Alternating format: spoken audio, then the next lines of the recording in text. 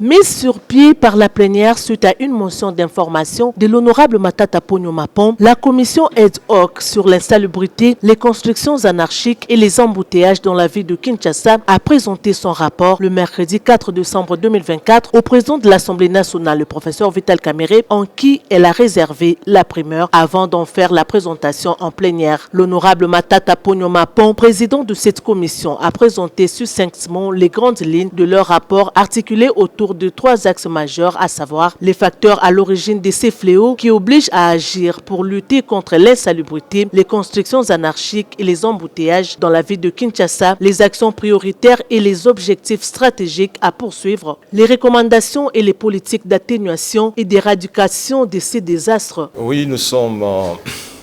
à la fin de la première étape. Ce travail a été élaboré par une équipe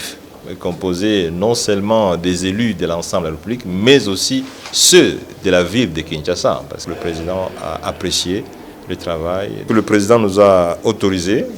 à pouvoir présenter ce travail à la plénière. À l'issue de cette mission, des recommandations ont été mises en place en termes d'action ou mesures de politique publique. Il s'agit des actions à impact visible et immédiat, des actions à impact atténuant ou conjoncturel et des actions à impact structurel. La population quinoise en particulier doit savoir que les responsables de ce pays s'occupent de cette question, sont très sensibles aux problèmes d'insalubrité, aux problèmes de constructions anarchiques, aux problèmes des embouteillages. Nous rassurons la population que cette question sera prise en charge à la fois par non seulement